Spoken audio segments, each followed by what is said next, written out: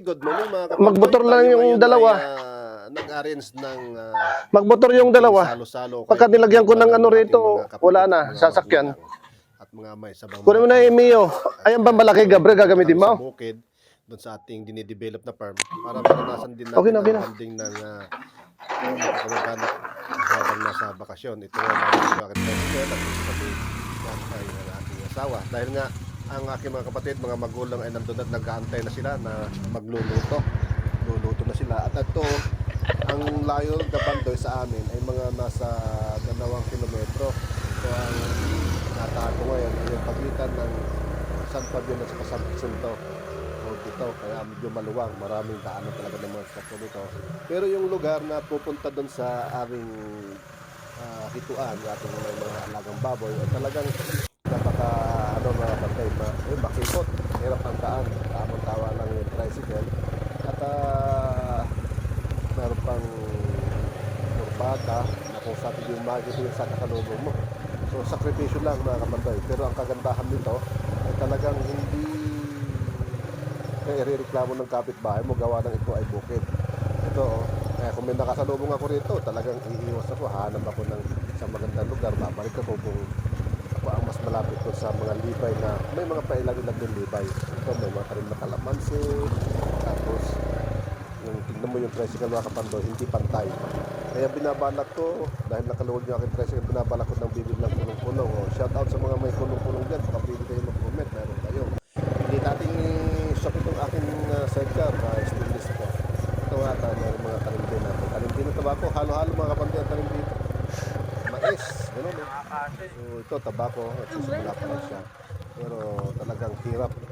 Mama, ano ba? Dito ko sinasakay yung aking mga feeds na binibili. At feeds ng hito at feeds ng Mahirap. baboy. Tingnan yung kapandoy kung gaano halos sumuksog yung aking tricycle dahil yung kapandoy minsan nararamdaman na lumalagotok siya talaga.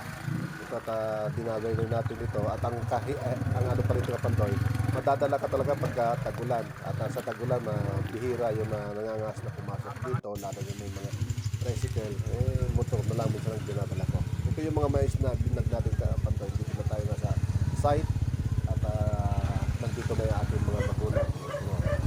Magandang magpahinga rito, yung mga palay natin yung binag natin, nakikitanin natin.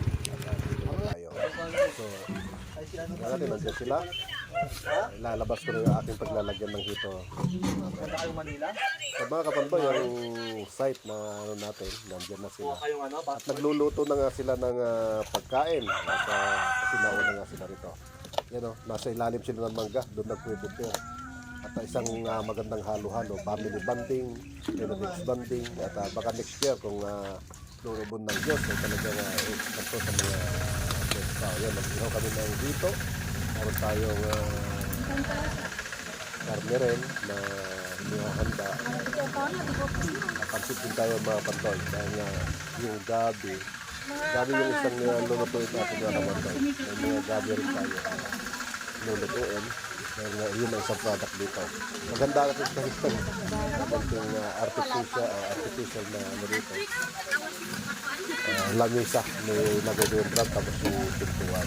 So, yun mga kapantoy yung isa ng pagkain. At engage park dito mga kapantoy, hindi na mawinili yung mga bata dahil nga yung ating concrete pad na dati pinaglalagyan ng iska. Ito, nilinis natin na yun. Tuwan-tuwa yung mga bata.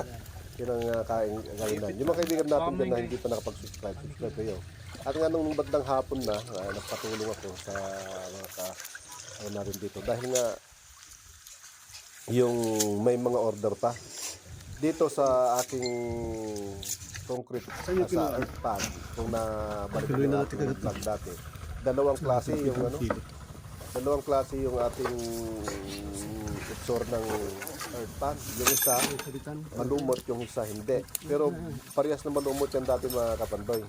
Yung isa nung natanggalan ko dati, nawalan na ng lumot. Pero yung isa talagang lumot at maputik. So napakahirap mag-harvest. Pero tsaga-tsaga lang. At pagkatapos natin mag-harvest, ito nga, maghuhugas tayo para magamit din yung ating install na solar. Itong nagpapatakbo nito mga kapandoy, hindi kuryente.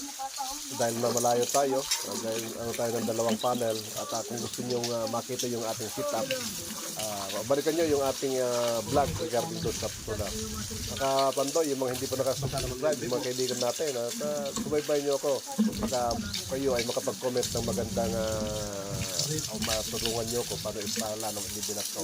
Next year, itong year na pala nito. Basa na yung short mo. Magpaplano tayo at abangan nyo yung ating mga update sa ating ginawang pag-ano rito, pag-hito sa earth fan. So mga kaibigan, mga sa malayo, abangan ko yung comment nyo, panonood nyo at subscribe kayo para tulungan nyo kung i-develop itong lugar nito. So magandang hapon muli.